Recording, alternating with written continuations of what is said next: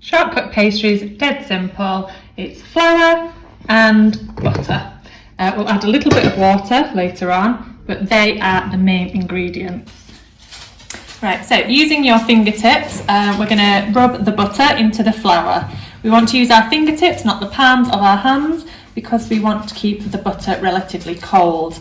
I've had this butter out at room temperature, so it's quite malleable, quite easy to rub in.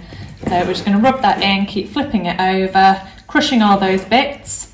If you want, you can cut your butter up into really small pieces. That will help this process, but we don't want to melt the butter, so don't put it in the microwave or anything like that. Okay, so you want to keep rubbing for a couple of minutes. When you've done, if you just give the bowl a shake, and you should have some fine ones. The big ones come to the top when you shake it. Just grab those. That's the kind of consistency you're looking for. Really thin breadcrumbs.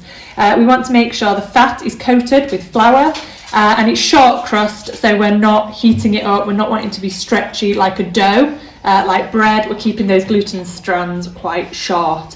So when it looks something like that, get a bowl of water, cold water, because again we want to keep this mixture cold, and I add it in a few teaspoons at a time. So I'll just do 6 teaspoons to start with, and then I get a basic knife. Okay, so we don't want a sharp knife, we want quite a blunt one. And then I will mix the mixture. We're taking our hands out of the mixture now because we want to keep it nice and cool. And as we're pushing that dough together with our knife against the side of the bowl, okay, that'll start to produce a nice dough. Okay, you can see if you need any more water, add it a little bit at a time.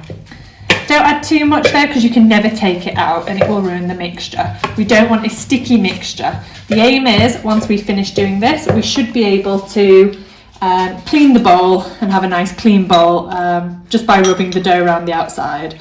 So add another couple of spoons in there, just a little bit at a time. Give it a mix. At first you can see that we're getting some thick chunks of dough now forming. So I'm just pushing it together with the weight on the side of the spoon, not cutting, the side of the knife, pushing it down. Okay, I can feel that it's getting quite tough now, quite hard, which is what we want. Okay, and we see that is actually forming and sticking together. You can feel it in my hand, it's starting, it's a little bit crumbly, we want a little bit more water. Please don't be tempted just to put lots of water in at the start.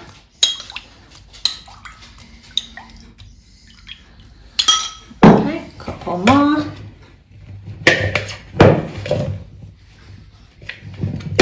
And again, pushing that to the side of the bowl.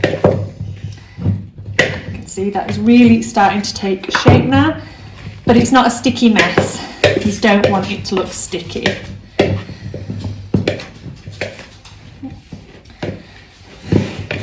Push it from the other side of the bowl. Okay, I think these might be our last couple of drops of water. We'll see how that goes.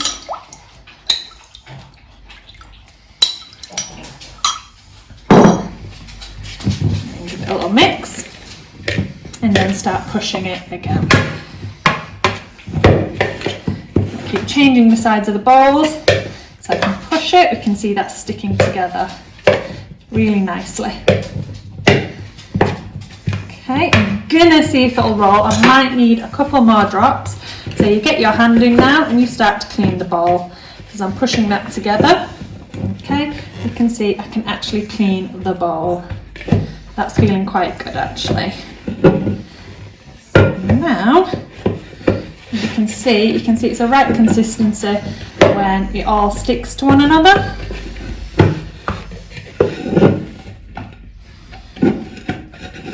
And you have a nice clean bowl. Okay, so we're going to wrap this in cling film and we're going to put it to chill.